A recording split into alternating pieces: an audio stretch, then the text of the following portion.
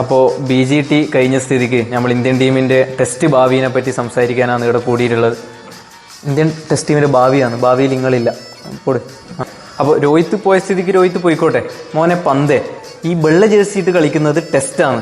നീ ഇടക്ക് മുട്ട, എപ്പോ അടിക്കണ്ട, ഇടക്ക് മുട്ടി കളിക്കാം. ഓക്കെ, നമ്മളെ ടീമിനെ കുറിച്ച് അഗ്രഷൻ കുറവാണെന്നോ എനിക്കൊരു സംശയമുണ്ട്.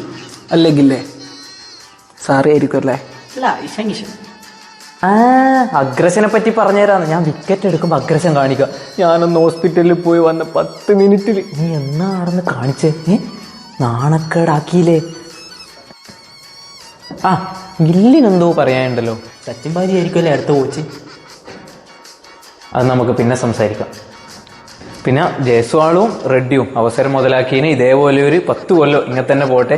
പിന്നെ രാഹുൽ, ജഡേജ, മറ്റോൻ സിറാജ്, ഇനിയൊന്നും പോരാ, കുറച്ചും കൂടി ഒന്ന് ഇതാക്കണം കേട്ടാ എല്ലാവരും. എന്നാ പിന്നെ ജനഗണമന പാടിയിട്ട് നമുക്ക് പിരിയാം. DSP സിറാജിനെ വിളിക്കുന്നു ജനഗണമന പാടാൻ.